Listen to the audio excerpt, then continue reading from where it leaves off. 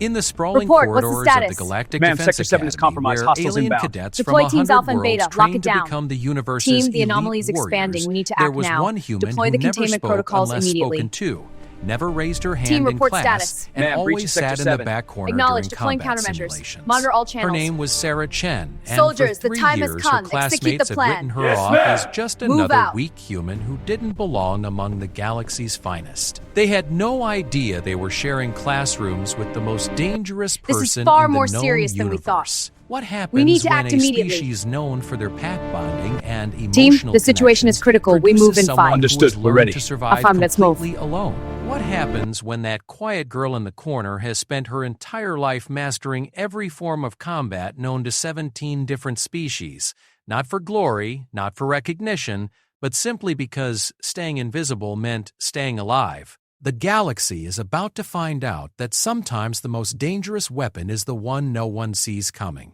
And sometimes the greatest warriors are forged not in the heat of battle, but in the cold silence of being completely, utterly alone. This is the story of how humanity's most overlooked became their most invaluable, and how a girl everyone ignored became the one person who could save them all. Sarah Chen had perfected the art of invisibility long before she arrived at the Galactic Defense Academy. As she sat in the back row of advanced combat theory, her fingers traced the edge of her tablet while Professor Vextai, a towering Krathari with scales that shifted color when agitated, explained the finer points of multi-species tactical integration. Around her, cadets from across the galaxy scribbled notes, asked questions, and participated in the kind of academic discourse that Sarah had learned to avoid. The human section of the academy was small, only 37 students out of nearly 4,000. Most of her fellow humans had arrived with loud personalities, eager to prove that their species belonged among the elite warriors of the Galactic Defense Force. They formed study groups, joined clubs, and made friends with alarming ease. Sarah watched them with the same detached interest she might show a nature documentary. Miss Chen? Professor Vextai's voice cut through her observations. Perhaps you could share your thoughts on the tactical limitations of human ground forces in low-gravity environments. Sarah looked up slowly, aware that every eye in the amphitheater had turned toward her. She could feel the familiar weight of judgment, the quiet assumption that she would stumble over her words or reveal the depth of humanity's supposed inadequacy in warfare. Human bone density and muscle composition create disadvantages in environments below 0.7 standard gravity, she said, her voice steady but quiet enough that several students leaned forward to hear.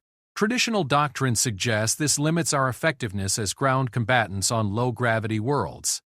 Professor Vextai nodded, clearly expecting her to stop there. Most human students would have, grateful to have answered correctly and eager to fade back into the background. However, Sarah continued, and something in her tone made the professor's scales shift from their neutral green toward interested yellow. Traditional doctrine assumes human forces would fight using standard protocols. The same bone density that creates disadvantage also provides anchoring advantages for weapons with significant recoil. Human flexibility and joint range exceed most species, allowing for combat positions impossible for more rigid anatomies. In practice, a properly trained human force could use these supposed disadvantages as tactical advantages. The classroom fell silent. Sarah could see the Krathari's scales cycling through several colors as he processed her response. Behind her, she heard one of the Zentari cadets whisper to his companion in their clicking language. She understood every word they said, though she gave no indication of this. Interesting perspective, Miss Chen. Have you studied xenobiology extensively? I read, Sarah replied simply, and settled back into her chair. The truth was more complex. Sarah had indeed read extensively, but not from any curriculum. She had studied the anatomy, physiology, and combat doctrine of 47 different species, not because she was particularly studious, but because knowledge was armor. In a universe where humans were often seen as the weakest link, understanding everyone around you wasn't just academic curiosity, it was survival. As the class continued, Sarah's attention drifted to the other students. Cadet Texmar, a massive Gorvani whose species was renowned for their warrior culture, dominated most discussions with aggressive confidence. His thick crystalline skin could deflect most small arms fire, and his forearms gave him obvious advantages in hand-to-hand combat. Next to him sat Zaraketh, a Vesperian whose insectoid body and natural speed made her one of the top performers in the Academy's agility courses. These were the students who commanded respect, who led study groups, who would graduate to positions of authority in the Galactic Defense Force. Sarah had no illusions about where she stood in this hierarchy. She was the quiet human girl who answered questions correctly but never volunteered additional insight, who completed all assignments on time but never went beyond requirements, who could be counted on to be competent but never exceptional. It was exactly where she wanted to be. After class, Sarah gathered her materials and moved toward the exit with her usual efficient, unremarkable pace. She had learned to time her movements to avoid the crush of students while also avoiding the appearance of deliberate avoidance. Too fast suggested eagerness to escape, too slow might invite unwanted interaction. "Hey, Chen!" The voice belonged to Marcus Webb, one of her fellow humans and someone who had never quite grasped the concept of beneficial invisibility. He jogged to catch up with her, his academy uniform slightly disheveled in the way that suggested he was trying too hard to appear casual. "Good answer in there. Want to grab some food and maybe study together for the tactical assessment next week?" Sarah paused, considering her response. Marcus was well-intentioned, but he was also exactly the kind of person she had spent her life learning to avoid. He was friendly, optimistic, and completely unaware of the complex social dynamics that governed life in a mixed-species environment. His invitation was genuine, but accepting it would mean visibility, questions, and the kind of attention that Sarah had learned was never worth the risk. "I have other plans," she said politely. But he recovered quickly, offering a smile that was only slightly strained. "Sure, no problem. Maybe next time." Sarah nodded and continued toward the dormitory complex, knowing there would be no next time. There never was. Her room was in the human section of the residential area, a single-occupancy space that she had specifically requested. The official reason was medical. She had submitted documentation of a condition that required specialized sleeping arrangements. The condition was real, though not in the way the academy administrators understood it. Sarah's sleep patterns had been disrupted for most of her life, not by any physical ailment, but by the hypervigilance that had kept her alive through circumstances that most people couldn't imagine. The room itself was spartanly furnished: a bed, a desk, storage units, and the standard academy-issued equipment. What made it unique were the additions that weren't immediately visible.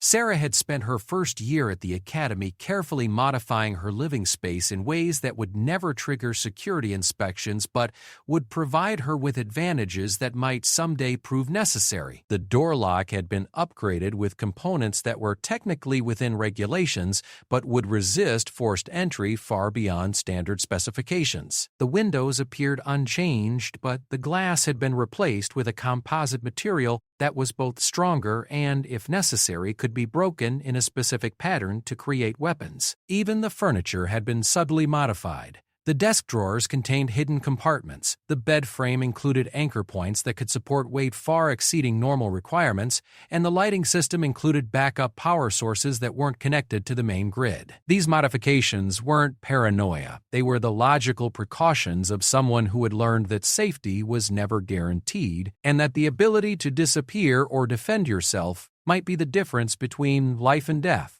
Sarah set her tablet on the desk and activated the privacy screens. Her coursework was completed, it always was, but her real education happened in the hours after classes ended. She accessed databases that were technically available to all students but rarely used, pulling up detailed files on her classmates, their species, their combat capabilities, and their psychological profiles. Thexmar, the Gorvani warrior, was strong but relied heavily on intimidation and direct assault. His species' crystalline skin was nearly impenetrable, but the joints between segments were vulnerable to precise strikes with sufficient force. More importantly, his culture emphasized honor and direct confrontation, making him predictable in combat situations. Saraketh's speed was impressive, but Vesperians had notoriously poor endurance and were vulnerable to sustained engagements. Their compound eyes provided exceptional peripheral vision but had blind spots that could be exploited by someone who understood their anatomy. Sarah worked through files for dozens of students, not because she planned to fight them, but because understanding potential threats was as automatic as breathing. She had learned this approach to life before she could properly walk, and it had served her well through circumstances that most people would never survive. Her tablet chimed with an incoming message. Sarah checked the sender and felt the familiar tightness in her chest that came with unexpected contact from outside the academy.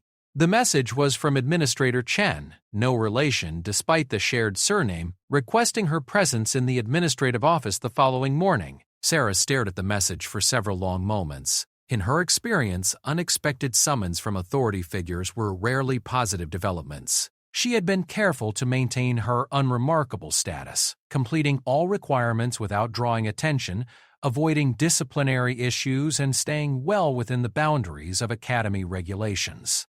Unless someone had discovered her modifications to the room or noticed her access to student files or somehow connected her current identity to her past.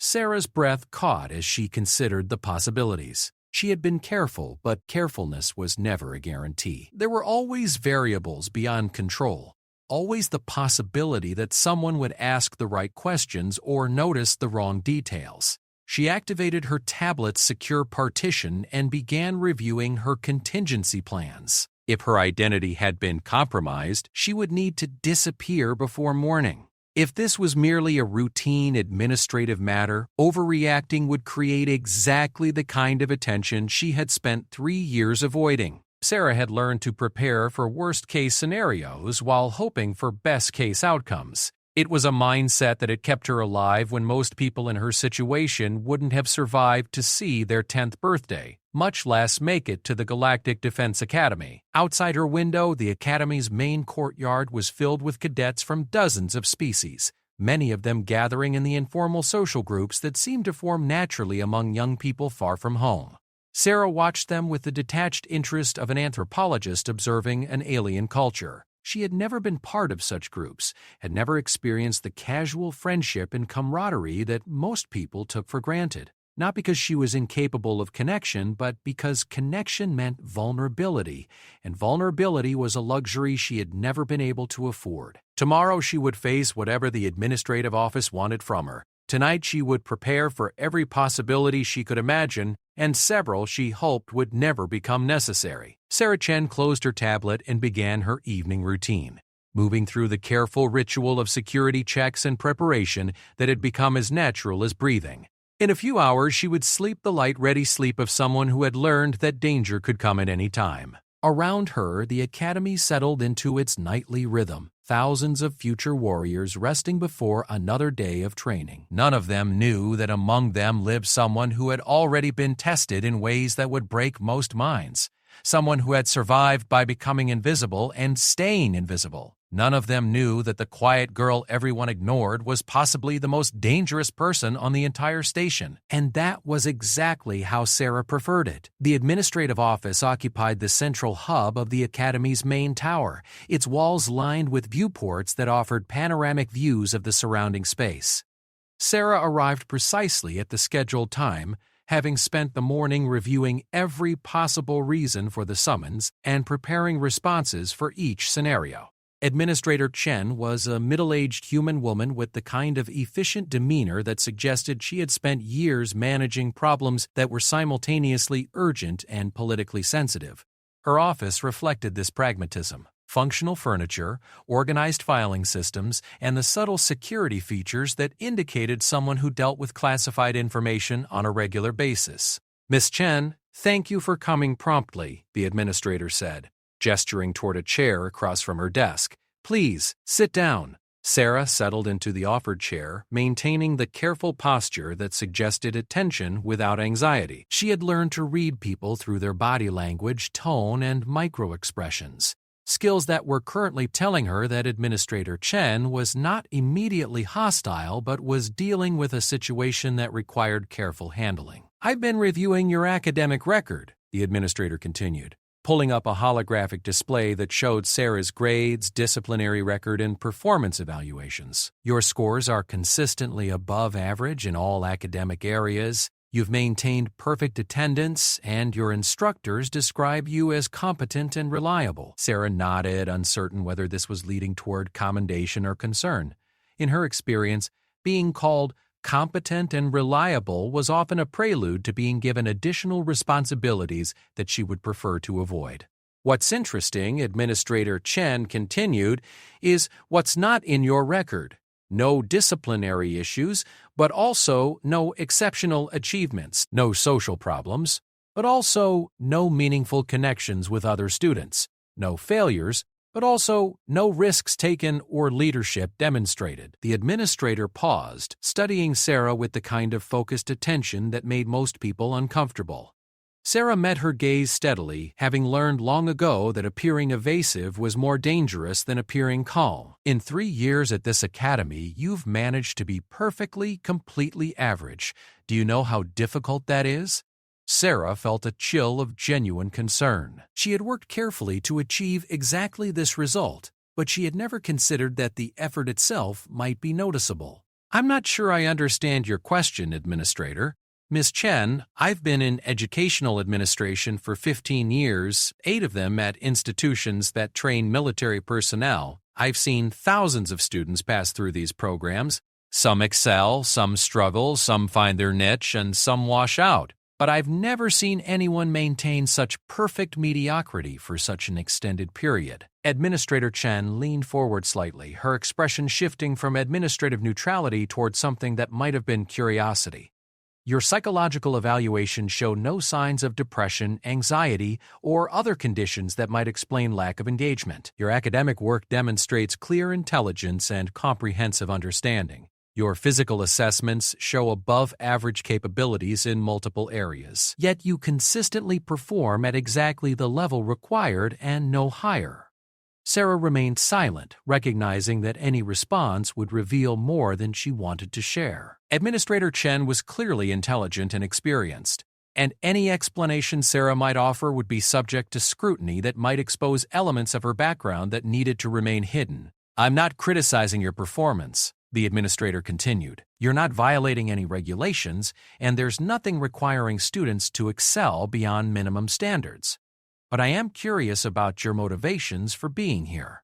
"I want to serve in the Galactic Defense Force," Sarah replied, offering the standard response that she had prepared for such questions. "Do you?" "Because your behavior suggests someone who wants to complete the program with minimal notice rather than someone who aspires to a military career." Sarah felt the familiar tension that came with being observed too closely. She had encountered this type of attention before, usually from authority figures who were intelligent enough to notice patterns but not quite perceptive enough to understand them. The key was providing enough information to satisfy curiosity while revealing nothing of importance.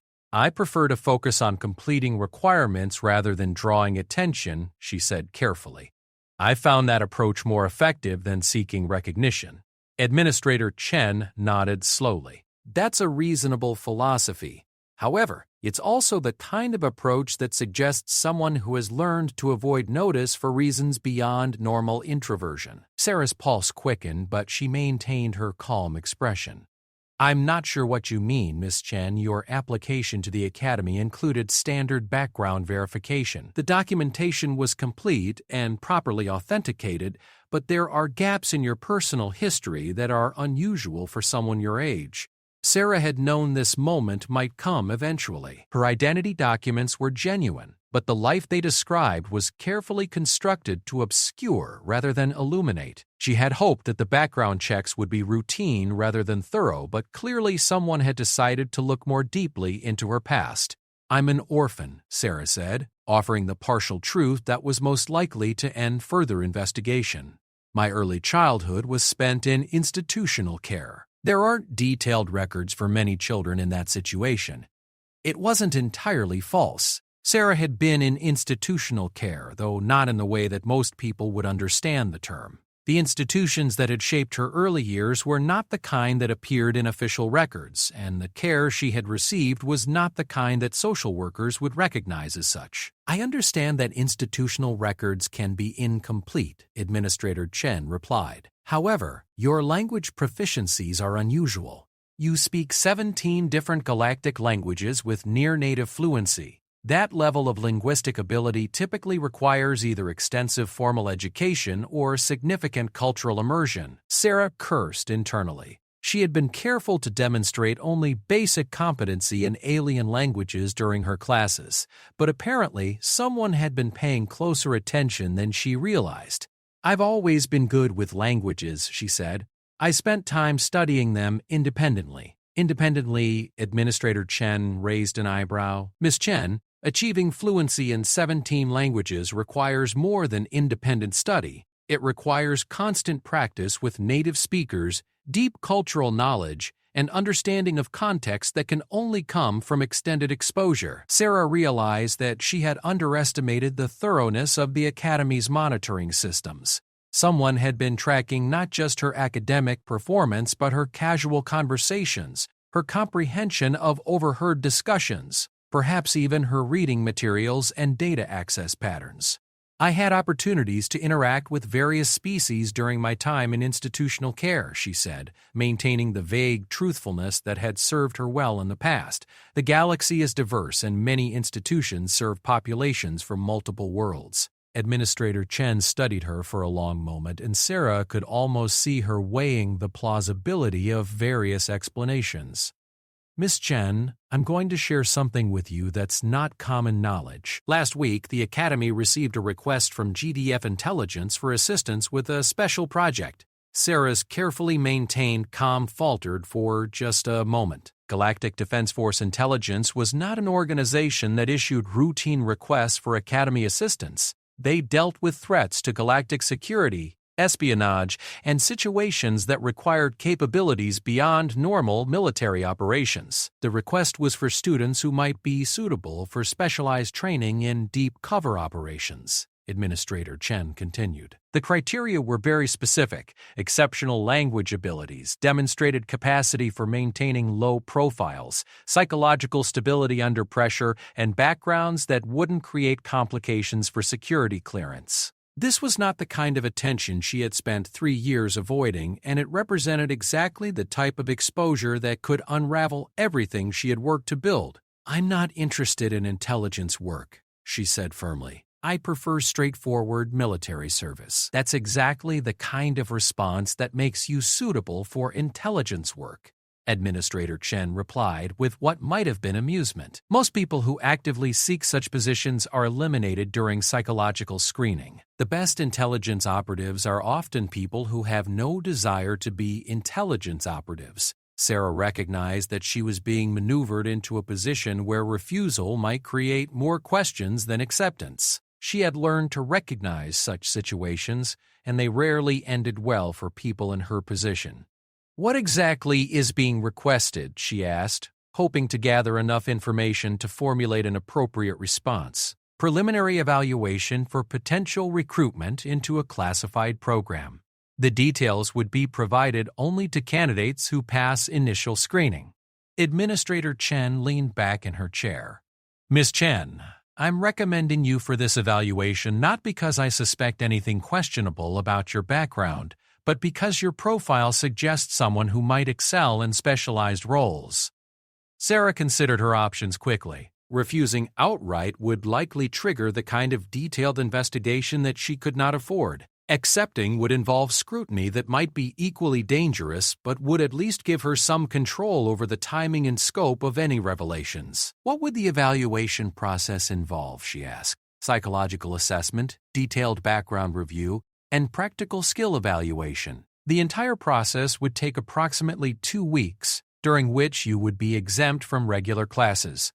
2 weeks away from the Academy could provide opportunities to manage whatever the investigation might reveal. It would also give her time to assess whether her current identity was sustainable or whether she needed to implement more dramatic contingency plans. "I'll participate in the evaluation," Sarah said, hoping that her reluctance appeared appropriately professional rather than suspicious.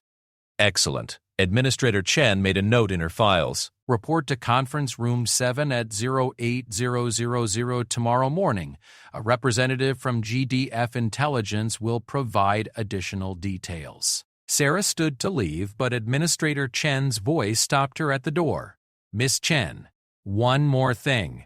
The evaluation process is confidential. I would recommend not discussing it with other students." Sarah nodded and left the office, her mind racing through the implications of what had just occurred. She had been noticed despite her best efforts to remain invisible, and now she was being drawn into exactly the kind of situation that she had spent her entire life trying to avoid. As she walked through the academy corridors, Sarah observed her fellow students with new awareness. Some of them would graduate to positions as starship commanders, ground force leaders, or diplomatic security.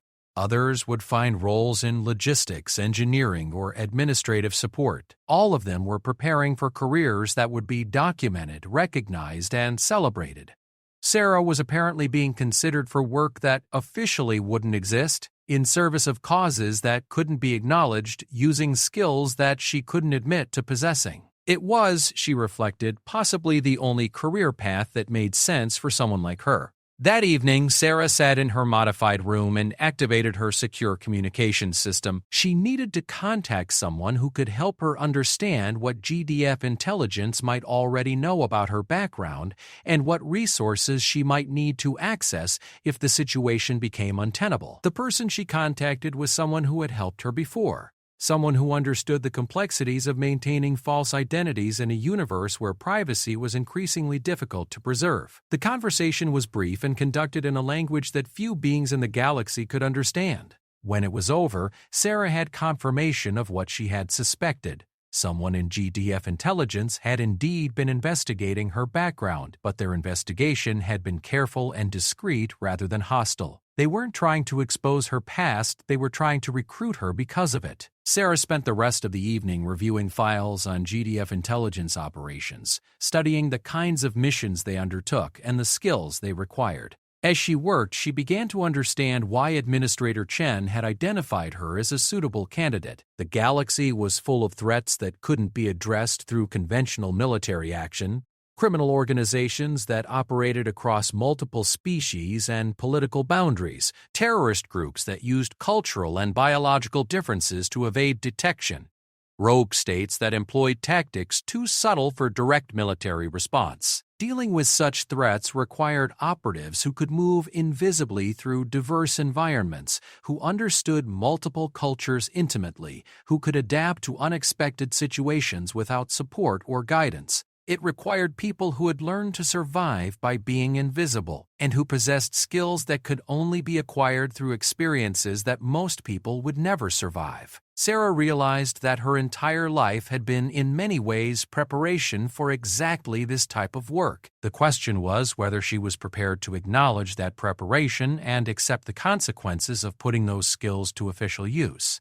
Tomorrow, she would begin finding out whether she had any choice in the matter. Conference Room 7 was smaller than Sarah had expected, with the kind of neutral decor that was designed to be neither intimidating nor comfortable. A single table sat in the center, equipped with standard Academy recording equipment and a holographic display unit. Sarah arrived at precisely 0800, having spent the previous evening preparing for multiple scenarios while hoping for the least complicated outcome. The GDF intelligence representative was already present, though she hadn't heard him enter. Commander Vale was a Terran human in his 40s, with the unremarkable appearance that was probably a professional asset in intelligence work. His uniform bore no unit insignia beyond basic rank indicators, and his manner suggested someone who was accustomed to dealing with sensitive situations. "Cadet Chen," he said, gesturing toward one of the chairs. "Thank you for agreeing to participate in this evaluation.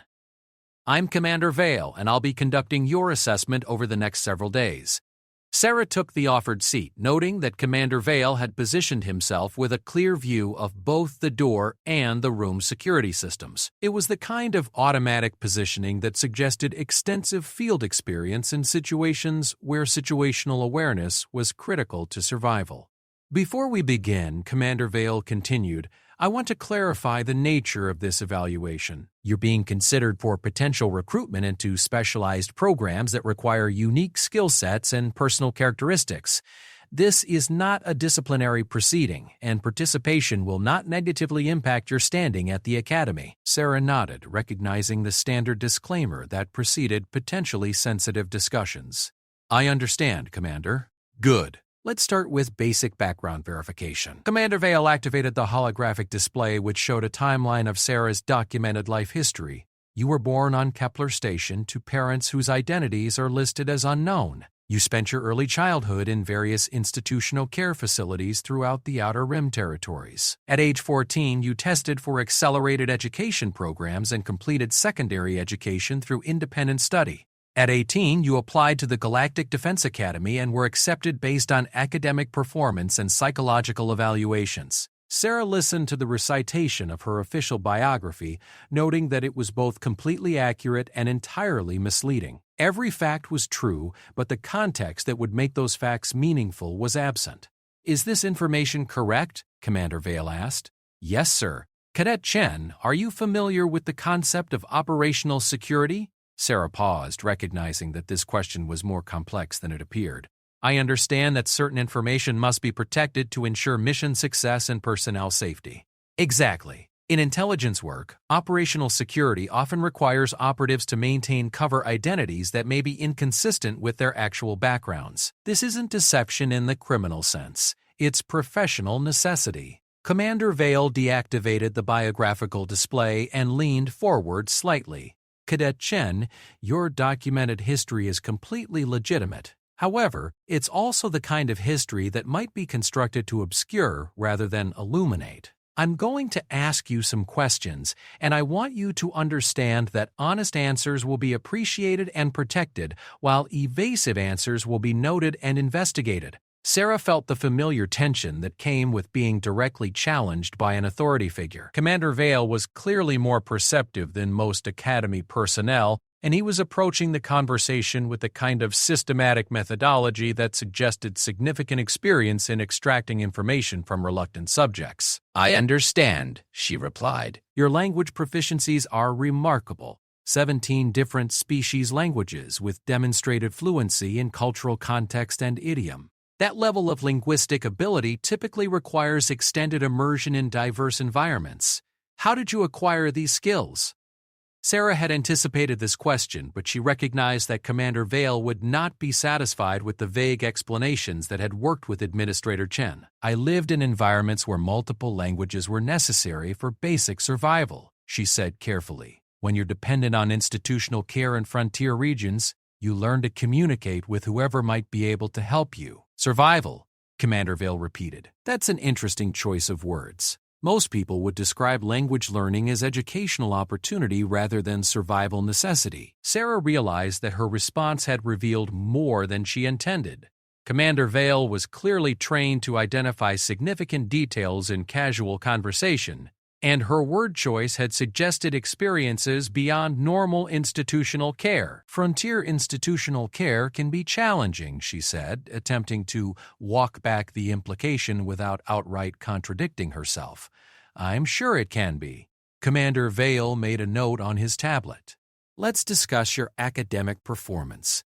Your instructors describe your work as consistently competent but never exceptional. You complete all requirements but rarely exceed them. Your participation in class discussions is minimal but accurate when it occurs. Does this assessment reflect your actual capabilities? This question was even more dangerous than the previous one. Sarah recognized that Commander Vale was asking whether she had been deliberately limiting her performance, which would suggest motivations that he would want to investigate. I prefer to focus on meeting requirements rather than drawing attention, she replied. Why do you prefer to avoid attention? Sarah met Commander Vale's gaze directly, recognizing that this was the central question around which the entire evaluation revolved. Her answer would determine whether she was seen as a potential asset or a potential security risk. In my experience, drawing attention from authority figures rarely produces positive outcomes, she said. I've found that competent performance without exceptional visibility is the most effective approach to achieving objectives. Commander Vale nodded slowly. That's a pragmatic philosophy. It's also the kind of approach that might be adopted by someone who has learned to navigate complex or potentially hostile environments. Sarah said nothing, recognizing that anything she might add would only provide additional information for analysis. "Let's try a different approach," Commander Vale said, activating a new display. "I'm going to show you some scenarios and ask for your assessment of appropriate responses." The first scenario appeared on the hologram, a diplomatic reception involving multiple species, with detailed information about the participants, their cultural backgrounds, and the political tensions underlying the event. "You're providing security for this reception," Commander Vale explained. "What would be your primary concerns?" Sarah studied the scenario for several moments, identifying the various elements that would require attention. Cultural misunderstandings could escalate into violence. The Zarathi delegation includes members who consider eye contact from non-Zarathi to be aggressive behavior. The Vesperian ambassador has dietary restrictions that could be life-threatening if not properly managed. The seating arrangement places historical enemies within arm's reach of each other. She paused, considering additional factors. The serving staff includes members of species that have been excluded from the negotiations, creating potential security risks. The venue has multiple entry points that would be difficult to monitor simultaneously. The timing coincides with the religious holiday that some participants might consider inappropriate for diplomatic functions. Commander Vale was taking notes as she spoke. "How would you address these concerns?" Sarah found herself responding with detailed planning that drew on knowledge she had never admitted to possessing. She outlined security protocols that accounted for species-specific behavioral patterns, dietary requirements that considered biological incompatibilities, and contingency plans for various types of cultural or political conflicts. As she spoke, Sarah realized that she was revealing capabilities that went far beyond what her academy record would suggest. Commander Vale was clearly aware of this, but rather than appearing suspicious, he seemed increasingly interested. "Impressive assessment," he said when she finished. "Your recommendations demonstrate understanding of cultural nuances that typically requires extensive field experience. Have you had opportunities to observe such diplomatic functions?" Sarah recognized that she had made an error. Her response had been too detailed, too specific, and too professional. She had approached the scenario as if she had actual experience with such situations, rather than as a student offering theoretical suggestions. "I've studied extensively," she said, hoping to contain the implications of her previous response. "Studied where?" "The academy curriculum doesn't include detailed cultural security protocols for diplomatic functions." Sarah felt the evaluation shifting in a direction that was both dangerous and possibly inevitable. Commander Vale was clearly intelligent and experienced, and he was systematically identifying inconsistencies between her documented background and her demonstrated capabilities. "I pursue independent research in areas that interest me," she replied. "Independent research that includes classified diplomatic security protocols and restricted cultural information." Sarah realized that Commander Vale had been testing her knowledge against information that should not have been available to Academy students. Her accurate responses had revealed access to sources that would require explanation. "Commander, I think I should clarify something," she said, recognizing that partial honesty was now safer than continued evasion. "My background includes experiences that aren't fully reflected in my official documentation. This isn't because of any criminal activity or security violations, but because some experiences are difficult to document through normal channels."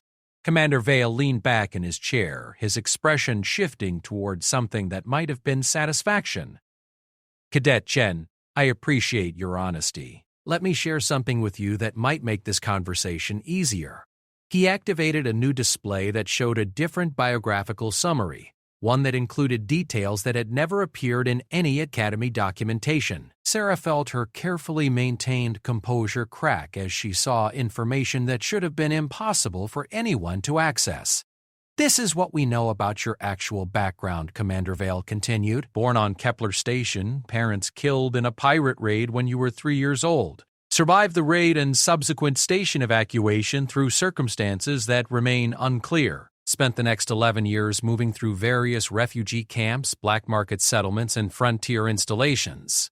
Sarah stared at the display, seeing her real history laid out in clinical detail. Information about places she had tried to forget, people she had known who were now dead, and experiences that had shaped her into someone completely different from the person her academy records described. During this period, you acquired language skills through necessity, learned survival techniques that included both evasion and combat, and developed the kind of adaptability that allows someone to blend into almost any environment. Commander Vale studied her reaction carefully.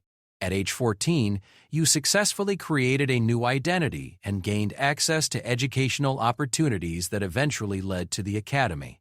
Sarah realized that her entire carefully constructed cover had been penetrated, but that Commander Vale was presenting this information as qualification rather than accusation. "We're not interested in prosecuting you for identity fraud," he continued. "We're interested in recruiting you because your background has provided you with skills that are extremely valuable for certain types of operations." Sarah sat in silence for several long moments, processing the implications of what had just occurred. Her secret was exposed, but rather than being arrested or expelled, she was being offered recruitment into exactly the kind of work that her experiences had prepared her for. "What kind of operations?" she asked finally. "The kind that require operatives who can disappear into populations that most humans couldn't navigate, who understand survival at levels that can't be taught in academies, and who have learned to think strategically about threats that most people can't imagine." Commander Vale deactivated the display and fixed her with a direct gaze. "Cadet Chen, the galaxy faces threats that require responses beyond conventional military action. We need people who can go places that uniformed personnel can't go, who can gather information that traditional intelligence methods can't access, and who can survive situations that would destroy people with more conventional backgrounds." Sarah realized that she was being offered the opportunity to put her survival skills to use in service of something larger than her own continued invisibility. It was both terrifying and oddly appealing. "What would be required of me?" she asked. "Complete this evaluation process. If you're selected, you would complete your academy education but with additional specialized training. Upon graduation, you would be assigned to operations that match your specific capabilities." Sarah considered the implications carefully. Her cover was blown regardless of what she decided. Commander Vale clearly had access to information that meant her academy career would be different from this point forward. The question was whether that difference would be on her terms or someone else's. "I accept," she said finally. Commander Vale smiled for the first time since the evaluation had begun. "Excellent. Let's discuss what happens next." 6 months after her evaluation with Commander Vale, Sarah found herself in a training facility that officially didn't exist, learning skills that couldn't be listed on any curriculum. The Prometheus program operated from a station in deep space, far from shipping lanes and populated systems, where candidates for specialized intelligence work could be trained without observation or interference. Sarah's fellow trainees represented a carefully selected group of individuals whose backgrounds were as complicated as her own. There was Kai, a former criminal who had spent years infiltrating smuggling networks before being offered recruitment instead of prosecution. Elena was a refugee who had survived 3 different planetary conflicts by becoming invisible within displaced populations. Marcus had been a deep-cover operative for a corporate intelligence service before being recruited by GDF intelligence. What united them was not their diversity, but their shared understanding of what it meant to survive, by adapting, by becoming whoever they needed to be, by trusting no one completely and preparing for everything to go wrong. The training itself was unlike anything Sarah had experienced at the academy, rather than learning theoretical concepts and practicing them in controlled environments. The Prometheus program threw trainees into realistic scenarios and expected them to succeed through improvisation and instinct. "Your mission," announced Instructor Voss, a former field operative whose scars suggested extensive personal experience with the kinds of situations they were training for, "is to infiltrate a criminal organization operating out of Freeport Station.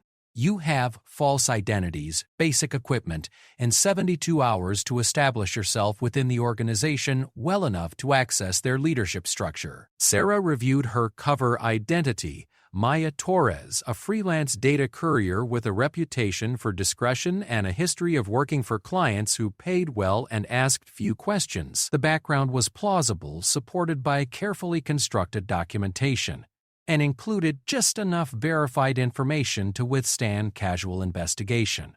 Freeport Station was a perfect training ground for infiltration exercises. Located in neutral space beyond any government jurisdiction, it served as a haven for smugglers, pirates, mercenaries, and anyone else who preferred to conduct business without official oversight. The population was transient, diverse, and accustomed to asking no questions about newcomers. Sarah docked her assigned transport at one of Freeport's public berths and made her way into the station proper. The corridors were poorly maintained and dimly lit, filled with the kind of people who chose to live outside legitimate society. She recognized the type immediately, not because of her academy education, but because these were the environments where she had learned to survive as a child.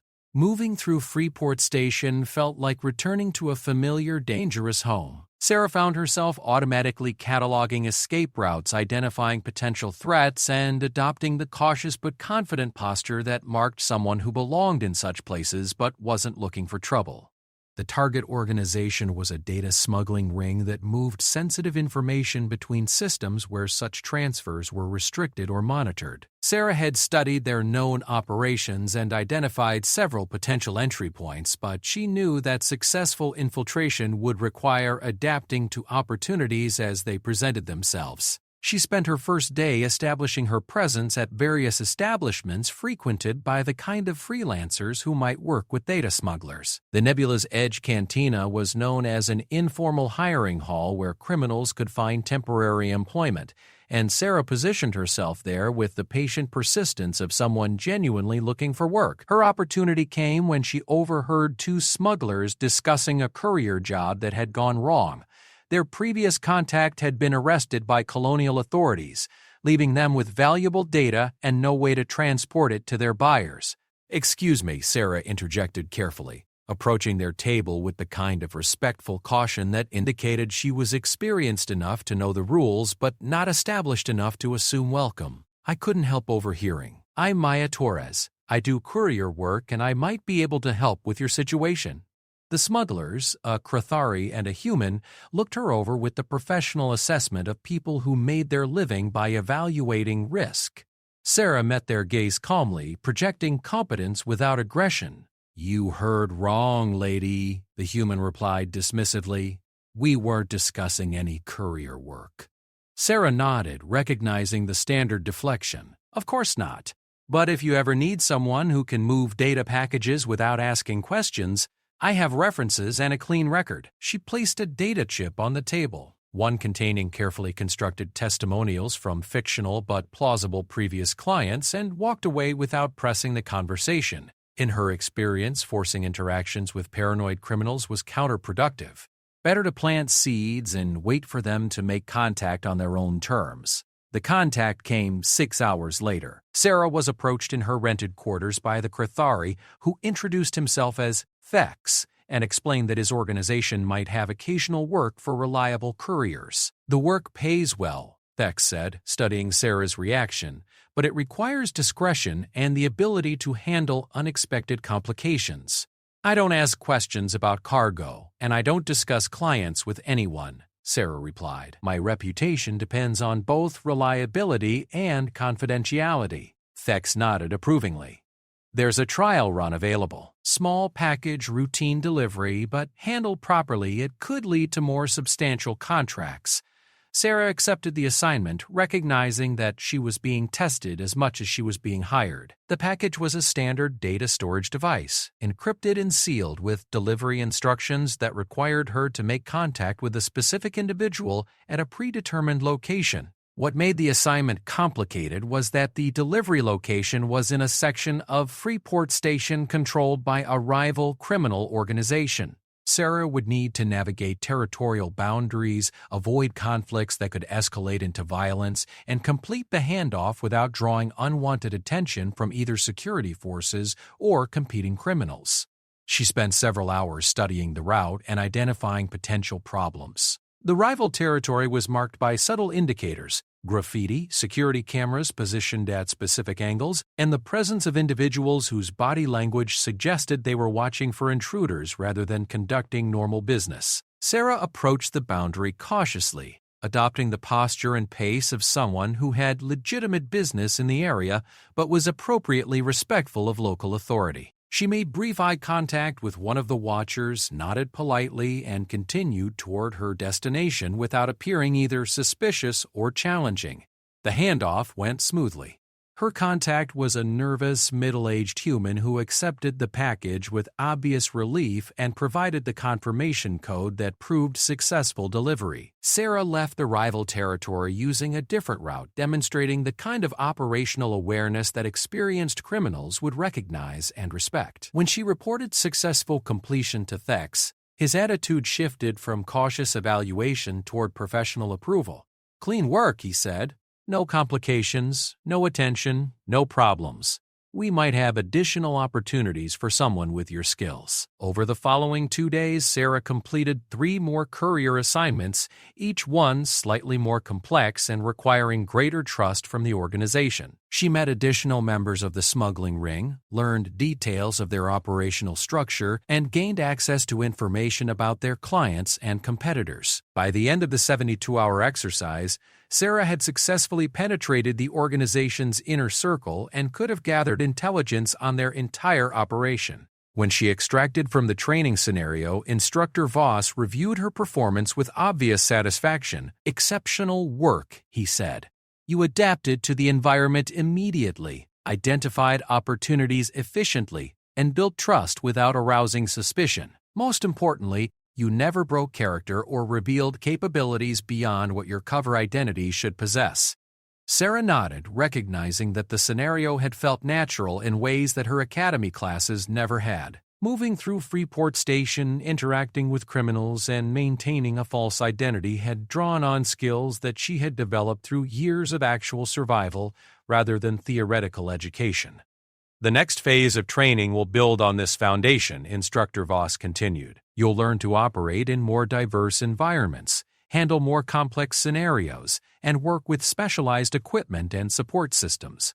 Over the following months, Sarah trained in environments ranging from diplomatic receptions to military installations to corporate research facilities. She learned to become a maintenance worker who could access secure areas without question, a diplomatic aide who could observe sensitive negotiations, and a corporate security consultant who could gather industrial intelligence.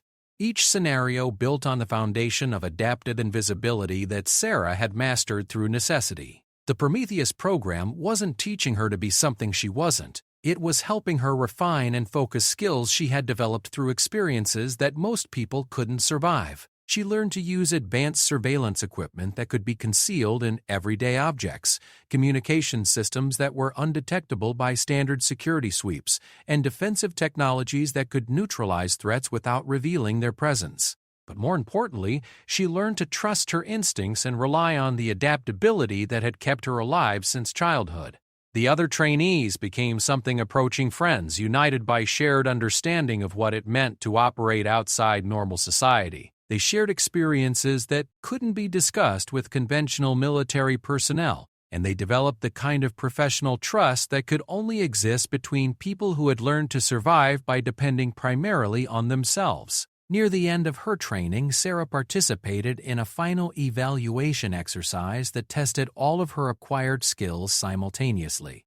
She was given a deep cover identity and inserted into a complex scenario involving multiple criminal organizations, corrupt government officials, and legitimate businesses that were unknowingly facilitating illegal activities. Her mission was to gather intelligence on all participants, identify the connections between them, and extract with actionable information that could be used to disrupt their operations. She had 30 days to complete the assignment with no support beyond her cover identity and basic equipment. Sarah succeeded not just in gathering the required intelligence, but in doing so without any of the participants realizing they had been infiltrated. When she extracted from the scenario, she carried with her detailed information on financial networks, operational procedures, and personal vulnerabilities that could be exploited in future operations. Instructor Voss reviewed her final evaluation with an expression that might have been pride. "You've exceeded every expectation we had when we recruited you," he said. "Your natural capabilities, combined with the training you've received here,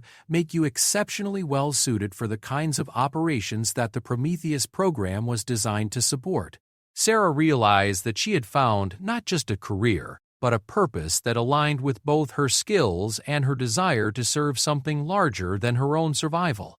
The galaxy was full of threats that couldn't be addressed through conventional means, and she was uniquely qualified to address those threats. "What happens next?" she asked. "You complete your academy education, but with additional courses that will be designed specifically for your career path," Instructor Voss replied. "When you graduate, you'll be assigned to operations that match your capabilities. The work will be dangerous, often isolated, and always classified. But it will also be essential to galactic security in ways that conventional military operations cannot achieve."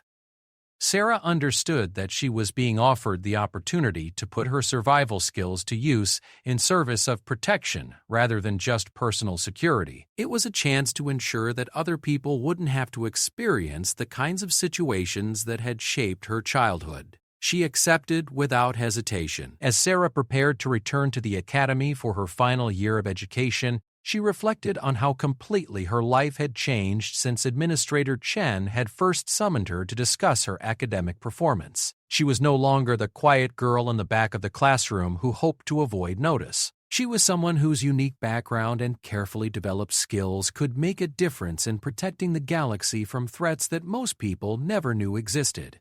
For the first time in her life, being invisible wasn't just survival, it was service. 2 years after graduating from the academy, Sarah Chen, though she now operated under 17 different identities depending on mission requirements, stood in the observation deck of a civilian transport approaching Nexus Prime.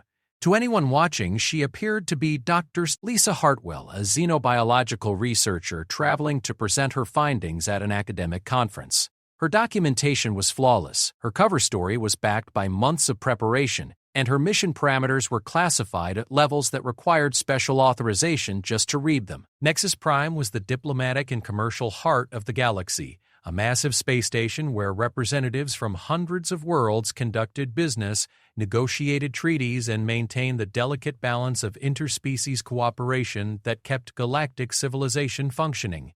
It was also, according to intelligence reports that Sarah had helped gather, the center of a conspiracy that threatened to destabilize the entire galactic community. The Harmony Initiative, as the conspirators called themselves, was composed of extremist factions from multiple species who believed that the current system of cooperation and mutual dependence was weakening their individual cultures. They advocated for what they termed species purity, a return to isolated development that would end interspecies trade, diplomatic cooperation, and the cultural exchange that had defined galactic civilization for centuries.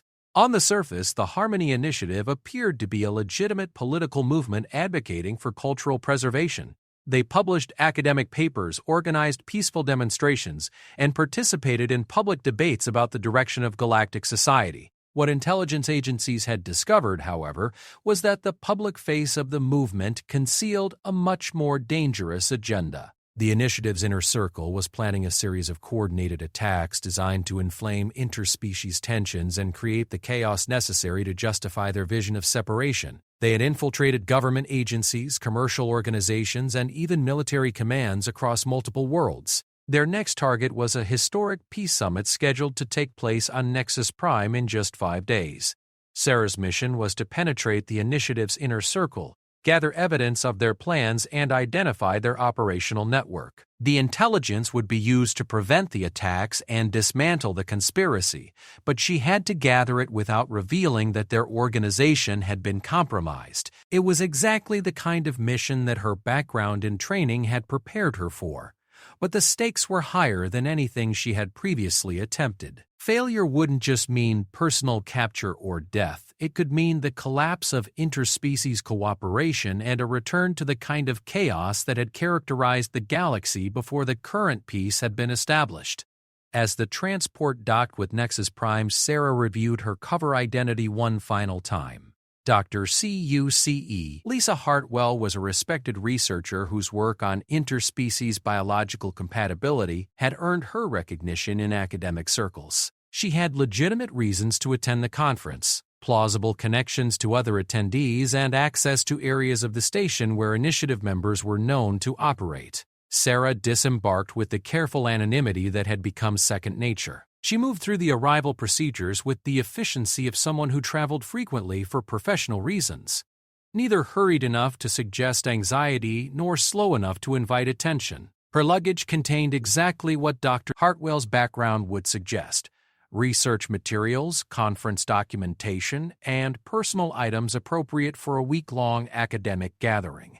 Hidden within that legitimate luggage were surveillance devices that could penetrate most security systems, communication equipment that could reach GDF intelligence through channels that appeared to be routine data transmissions, and defensive tools that looked like ordinary personal items but could neutralize threats if her cover was compromised. Nexus Prime was overwhelming in its scale and complexity. The station housed over 1 million permanent residents and accommodated millions more visitors at any given time. Its corridors stretched for hundreds of kilometers. Its commercial districts rivaled planetary cities, and its diplomatic quarter hosted negotiations that affected billions of lives across the galaxy. Sarah had studied detailed maps and architectural plans, but experiencing the station in person required constant adaptation. Navigation systems provided basic guidance, but understanding the social geography, which areas were controlled by which factions, where surveillance was heaviest, and how to move between different cultural zones without drawing attention,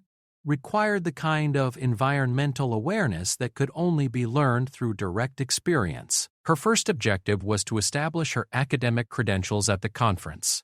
The Interspecies Cooperation Symposium was a legitimate gathering of researchers, diplomats, and policy specialists, but intelligence indicated that initiative members were using it as cover for their operational planning. By establishing herself within the academic community, Sarah could gain access to social events and informal gatherings where important conversations might occur. The registration process went smoothly. Sarah presented Dr. Hartwell's credentials, received conference materials, and was assigned to lodging in the academic quarter of the station. Her room was modest but well-equipped, with communication access and security features appropriate for visiting scholars. More importantly, her assignment placed her in proximity to other researchers whose work intersected with interspecies cooperation issues. Several of them, according to intelligence reports, were either initiative sympathizers or unknowing sources of information that the conspiracy was exploiting. Sarah spent her first day attending conference presentations and participating in the kind of academic networking that would establish her presence within the scholarly community. She contributed to discussions about biological compatibility standards, offered insights into cross-species medical protocols, and generally behaved exactly as Dr. Hartwell's background would suggest. During a break between sessions, she was approached by Dr. Marcus Vorn, a Krathari academic whose published work on cultural preservation had earned him recognition as a leading voice in species identity movements. According to her briefing materials, Dr. Alboda, Vorn was a suspected initiative recruiter who used academic conferences to identify potential sympathizers. Dr. Hartwell, Dr. Vorn said, extending the formal greeting gesture appropriate to his species. I've been reviewing your research on biological compatibility barriers. Fascinating work. I wonder if you might have time to discuss some of the implications over dinner this evening. Sarah recognized the invitation as both a social overture and a potential evaluation. Dr. Vorn was clearly assessing her suitability for recruitment into whatever initiative activities were taking place during the conference. I'd be delighted, Sarah replied, projecting the kind of professional enthusiasm that Dr. Hartwell would demonstrate. Your work on cultural preservation has been extremely influential in my own research.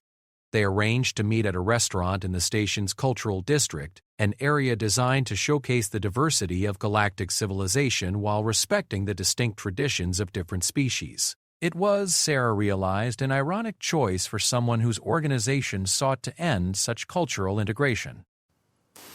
That evening, Sarah dressed in the professional but unremarkable attire appropriate for an academic dinner. Her appearance was carefully calculated to suggest competence and respectability without drawing excessive attention.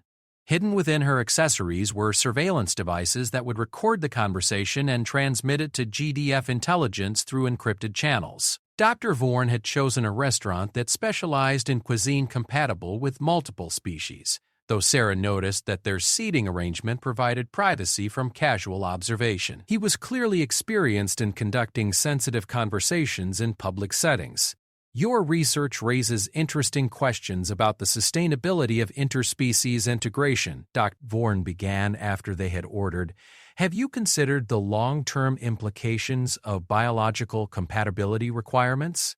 Sarah recognized this as a testing question, designed to reveal her attitudes toward interspecies cooperation. Dr. Hartwell's published work provided a foundation for her response, but she needed to express views that would encourage Dr. Bourne to continue the conversation without revealing opinions that contradicted her cover identity.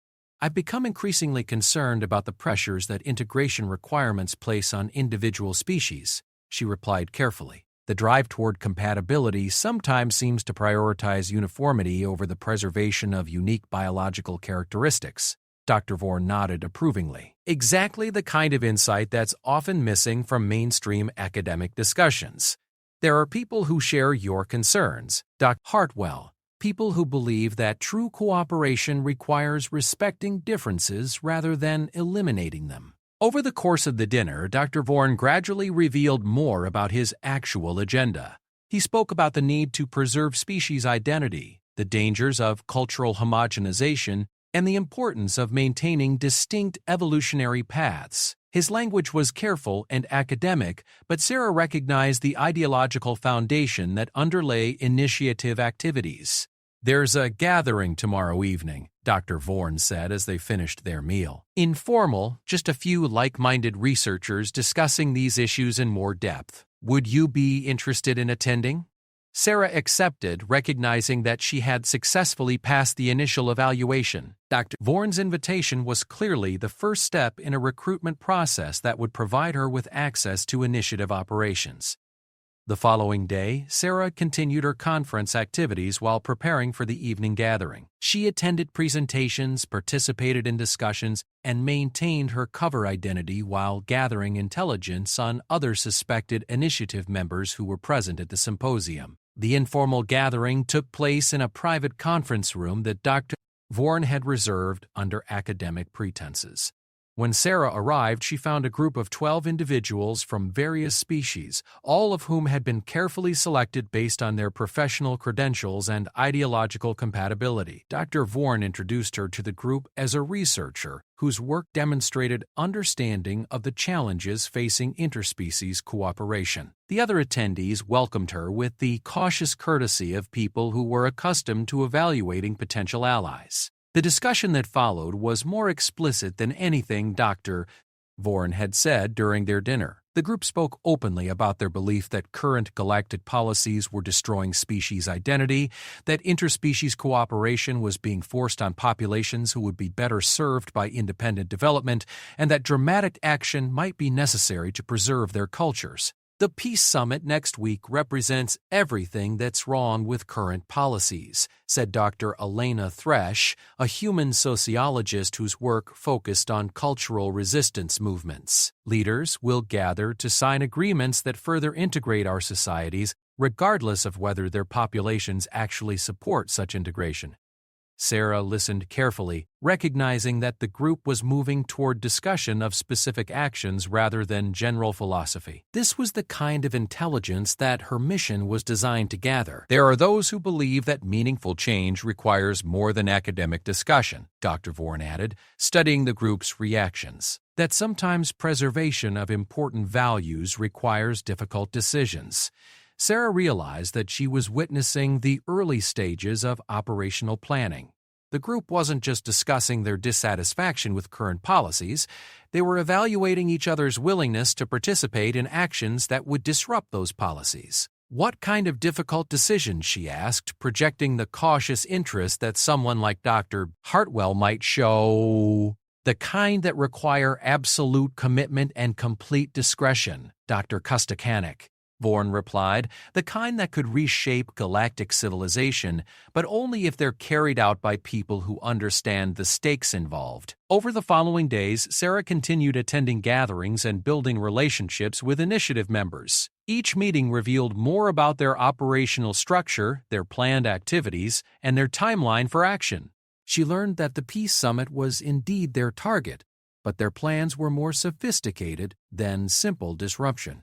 The initiative intended to stage attacks that would appear to be the work of extremist factions from multiple species, creating the impression that the Peace Summit had been disrupted by the very populations it was meant to serve. The resulting chaos and mutual suspicion would justify their argument that interspecies cooperation was impossible and that separation was the only viable path forward. Sarah gathered detailed intelligence on the planned attacks, identified key operational personnel, and mapped the command structure that coordinated initiative activities across multiple worlds. The information she transmitted to GDF intelligence would allow them to prevent the attacks and dismantle the conspiracy. But on the morning of her planned extraction, Sarah discovered that her cover had been compromised.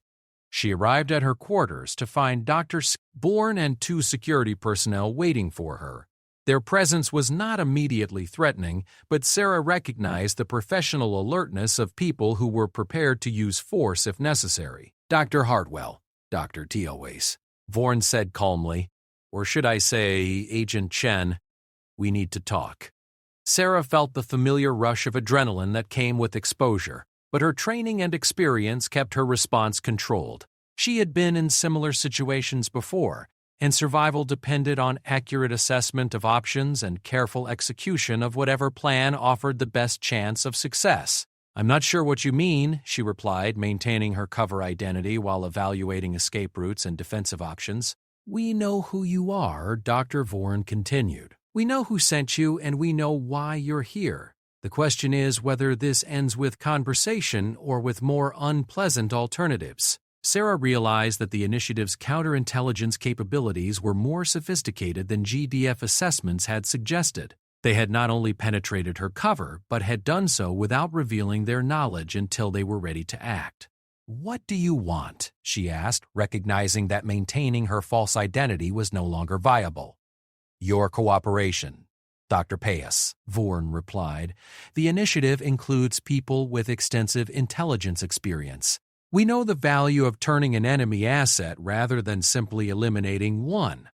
You could be useful to us, Agent Chen, if you're willing to reconsider your loyalties." Sarah understood that she was being offered recruitment into the organization she had been sent to infiltrate. It was both an opportunity and a trap, and her response would determine whether she escaped with the intelligence she had gathered or whether she became another casualty of the invisible war between those who sought to preserve galactic cooperation and those who sought to destroy it. Her training had prepared her for this moment, but the decision she made would be based on instincts developed through years of survival in situations where the wrong choice meant death.